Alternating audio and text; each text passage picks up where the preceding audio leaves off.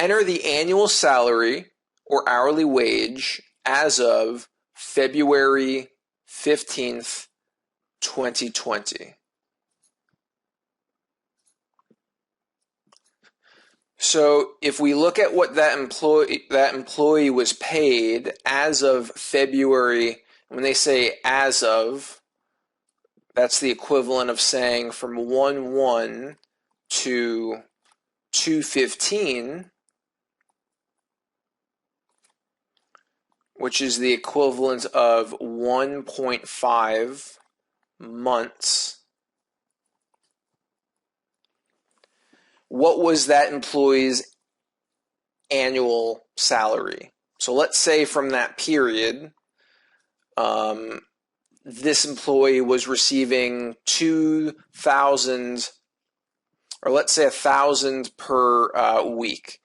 So they would have received in that period 1,000 times 4, which that's the amount per month, and we're looking at 1.5 months. So multiply that by 1.5, and that's what they would have received. But they want to know this amount annually. So there's 12 months in a year divided by 1.5, because that's how many months have passed. And it turns out that if we look at that period, they were on track for 48,000 to be their annual salary. Okay, so next we're going to calculate the average annual salary between the period February 15th, 2020 to April 26th, 2020. So if we look at this, starting with the 15th, there's 14 days. And we're going to go by days here just because it is a bit of a strange period to look at. So really the only way to get accuracy here is by days. There's 14 days until the end of this month. It is a leap year, so it went to February 29th. So 15 plus 14 gets us to 29. Plus the 31 days in March, plus the 26 days in April, gets us 71 days.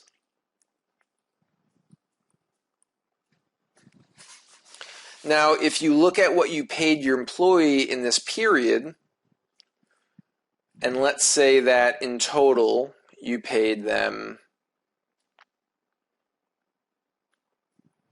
$10,000.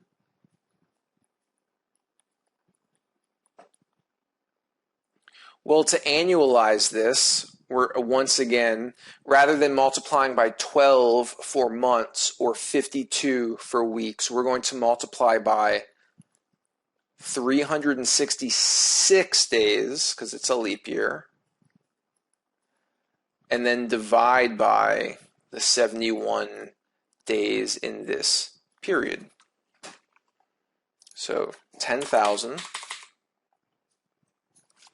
times 366 divided by 71, which comes out to 51,549. 51,549.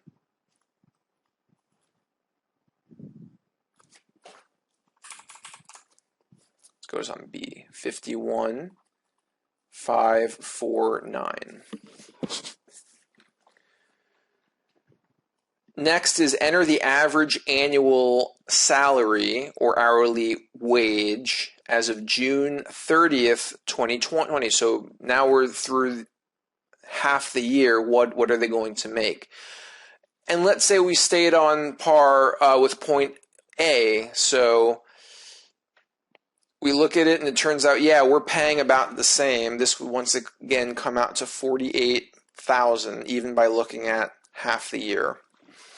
If 2C is equal to or greater than 2A, the salary hourly wage reduction safe harbor has been met. So takeaway here is If by June 30th, which is at the end of this month as of the date this video is being made, if you can catch up to where their annualized salary is the same as it was back in February 15th, then you're good.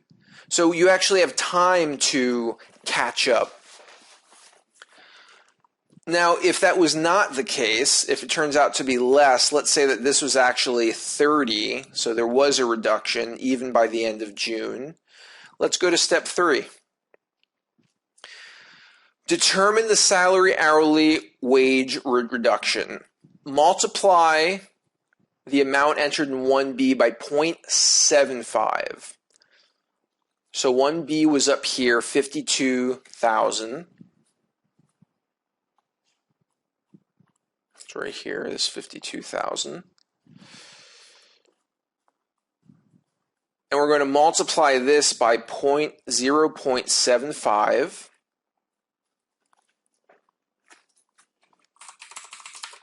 Which gives us 39,000. And then subtract the amount entered in 1A from 3A. So what was entered into 1A? That was this 26,000 here.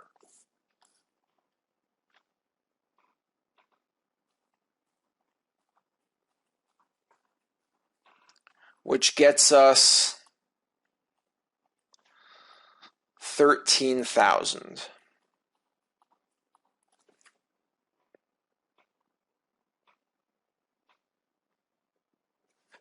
If the employee is an hourly worker, compute the total dollar amount of the reduction that exceeds 25% as follows.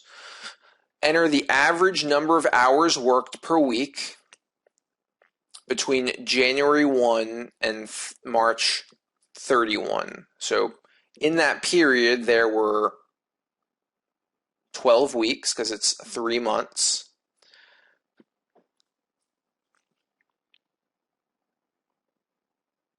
So if in that period they worked, let's say, 400 hours, you would just divide by 12 weeks to see what the average hours per week was. 400 divided by 12. So let's say that comes out to 33 hours. Next, multiply the amount entered in 3B by the amount entered in 3C. So come back up to 3B was 13,000.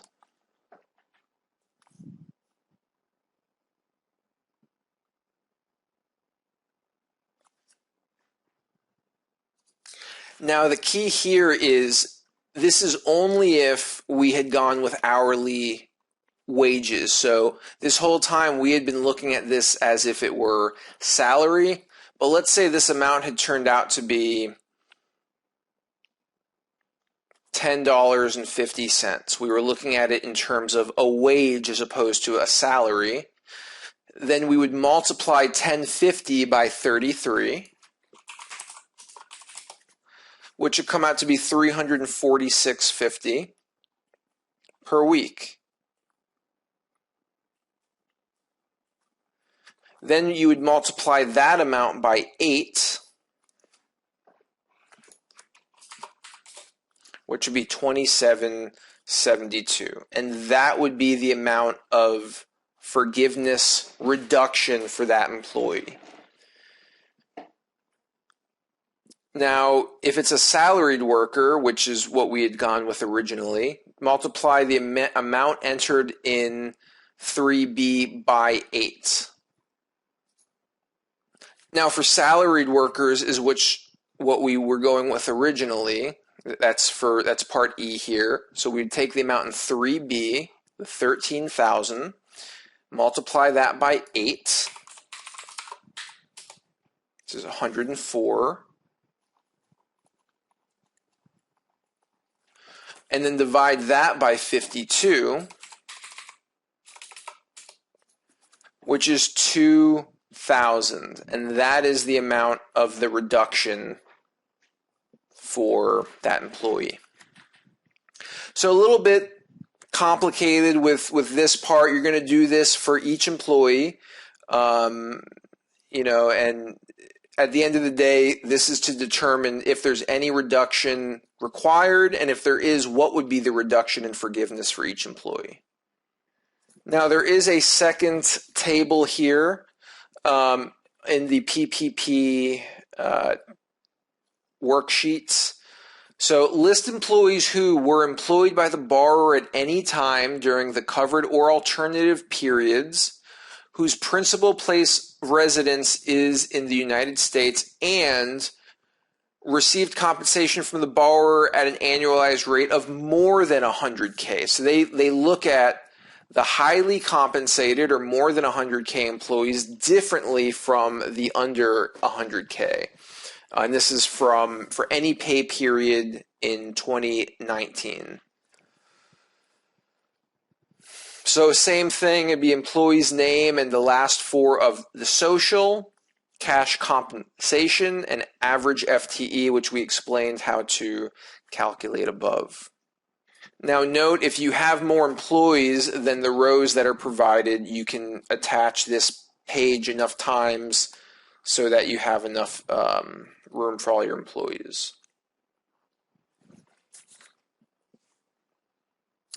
So coming back up to the PPP Schedule A, now we can enter in box 1, box 2, and box 3 from the worksheet, which were the totals for all of your employees. So you're going to put these amounts here.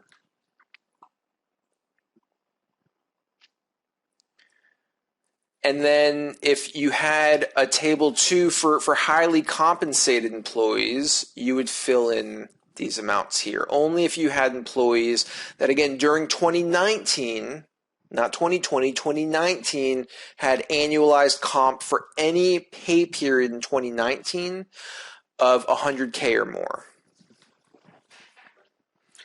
Next, non-cash comp payroll costs during the covered period or alternative.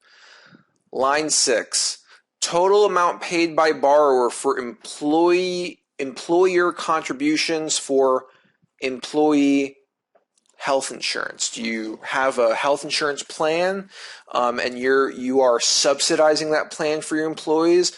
Then the total amount you paid during the 56 days, whether you're using the covered period or an alternative, you would put that amount here. If you have employer contributions for employee retirement plans, do you offer a 401k and are you contributing to that plan? Well, you would put the amount you paid during the covered period here. And total amount paid by borrower for employer state and local taxes, state and local, assessed on employee compensation.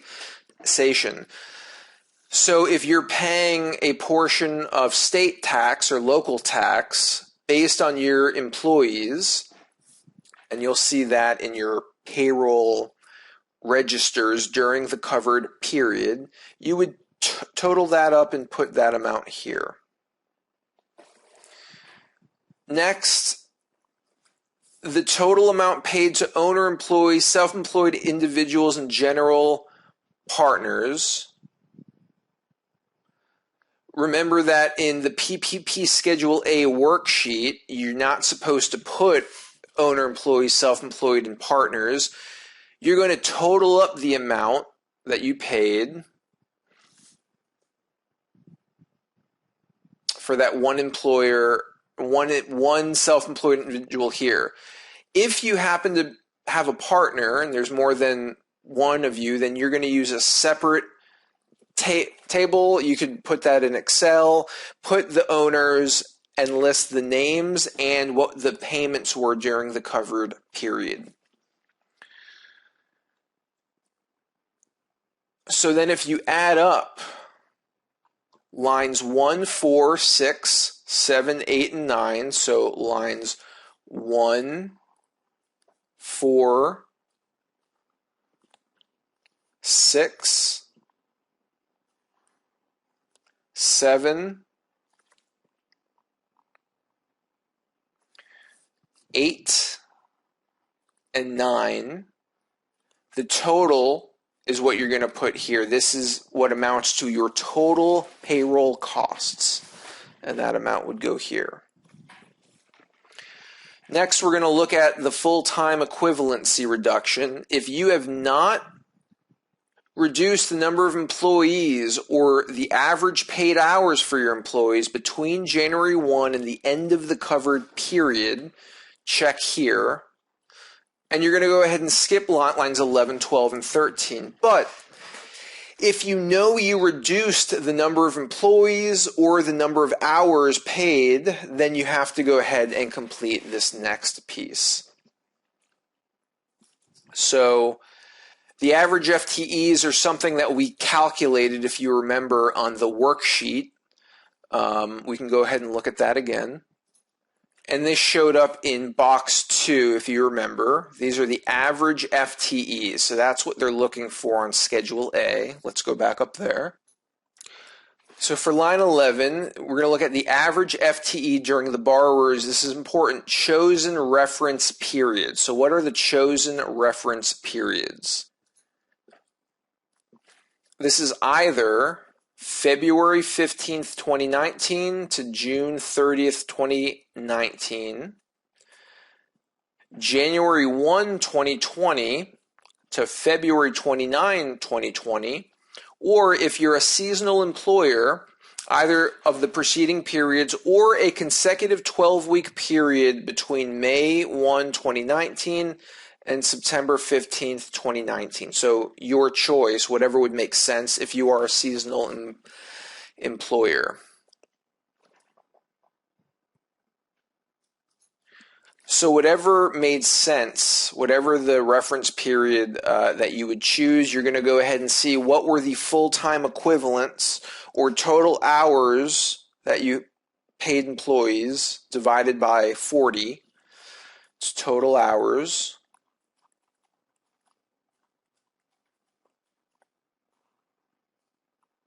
For the reference period that you choose, and that's going to go here.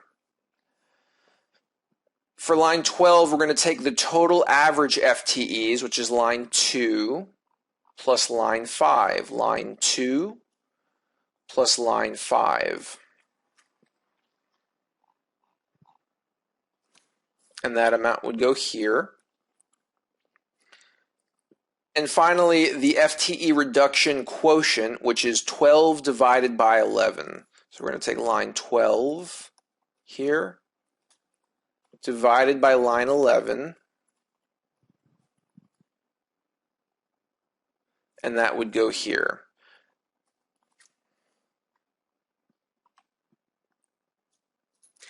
And now that we've completed the worksheet and Schedule A, now we can complete the application. So yay, this is the part that we were working to get to.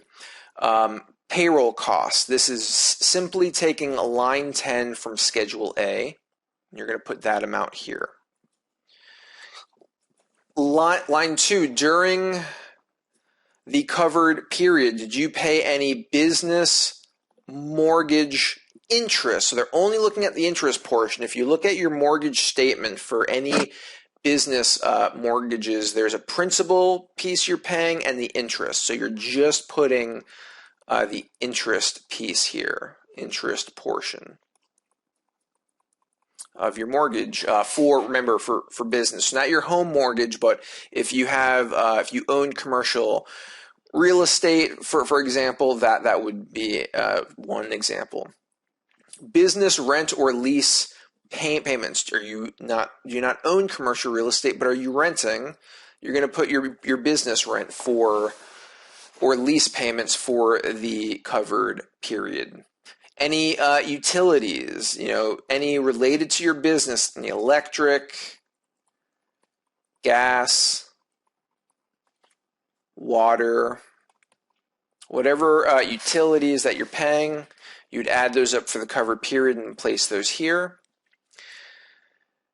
Lot line 5 is any salary or hourly wage reduction. We're going to take that straight from PPP Schedule A, line 3. Would go here. And then we're going to add the amounts on line 1, 2, 3, and 4, and then subtract the amount on line 5. So it'd be line 1 plus line 2 plus line 3 plus line 4, and then minus line 5 is equal to line 6. And you'd put that answer here.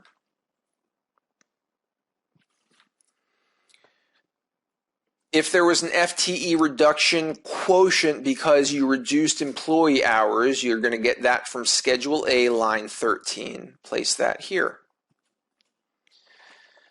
Modified total is line 6 times line 7 is equal to line 8, and you're going to put that answer here. Line 9 is what was your PPP loan amount. Now, very important. Remember that you put your PPP loan amount up here, and that the loan amount you put on the top here has to be the same as the amount you put down here.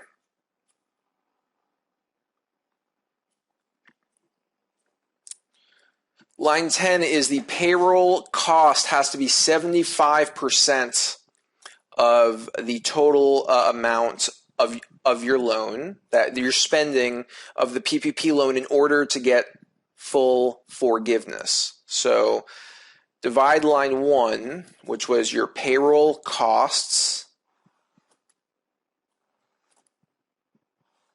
You're going to divide that amount, payroll costs, by 0.75. And you're going to put that amount here. And then the forgiveness amount is the smallest of lines 8, 9, and 10. So between lines 8, 9, and 10,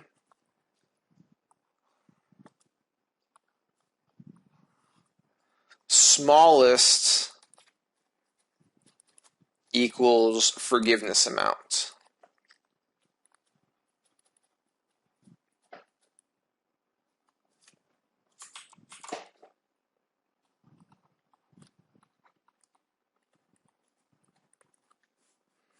And that amount is going to go here.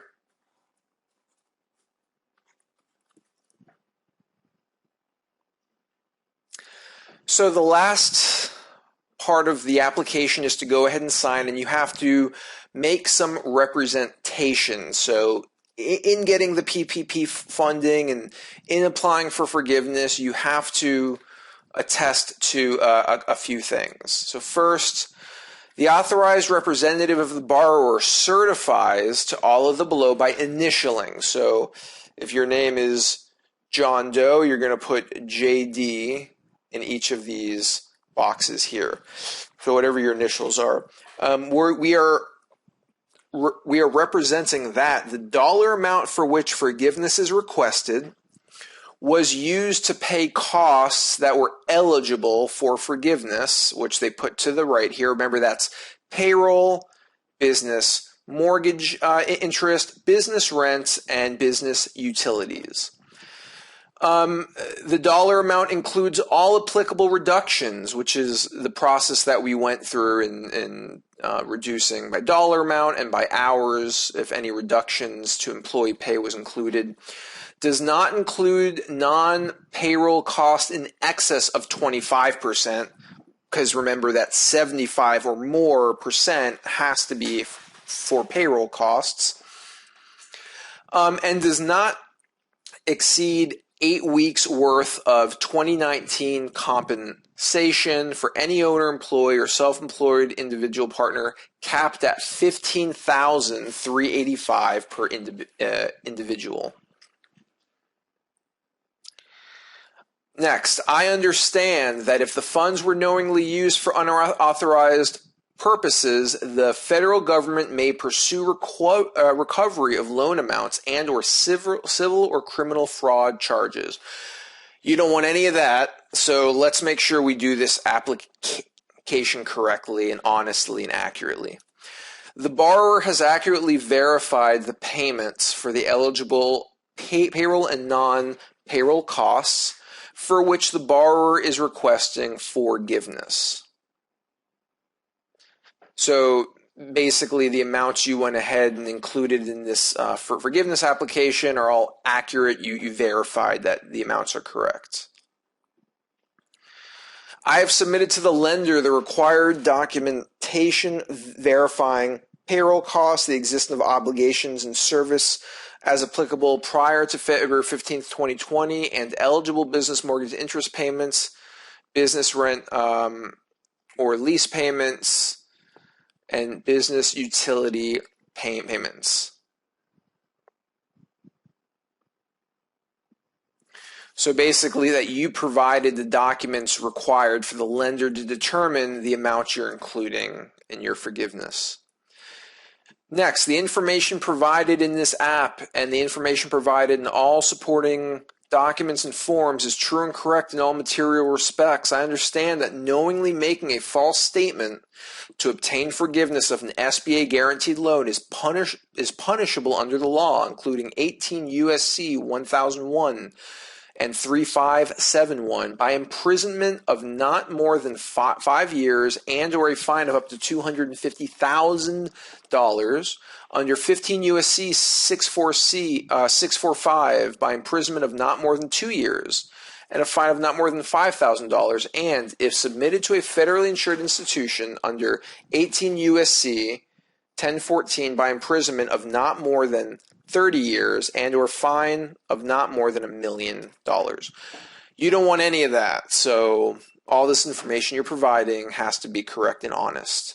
Next, the tax documents I've submitted to the lender are consistent with those the borrower will submit to the IRS and or state tax and workforce agency. I also understand, acknowledge, and agree that the lender can share the tax information with SBA's authorized representatives, including authorized representatives of the SBA Office of Inspector General, for the purpose of ensuring compliance with PPP requirements and all SBA reviews.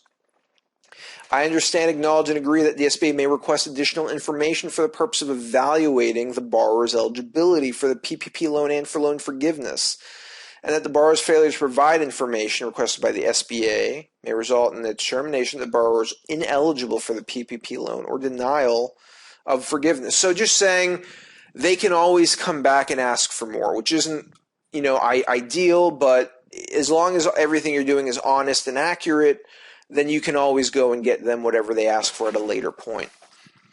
The borrower's eligibility for loan forgiveness will be evaluated in accordance with the PPP regulations and guidance issued by the SBA through the date of this application. SBA may direct a lender to disapprove the borrower's loan forgiveness application if SBA determines that the borrower is ineligible for the PPP loan. And here we are. Here is your John Doe signature that doesn't say John Doe, but that's where you would sign.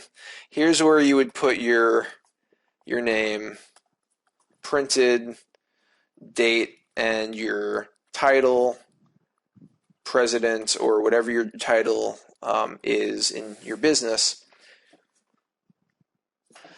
And that is it. You have applied for PPP loan forgiveness. The last thing is, where are we going to send this completed forgiveness form? You're going to go ahead and send this form over to your lender. Submit to your lender. Whoever lent you the PPP funds is the same institution where you're going to send application for forgiveness.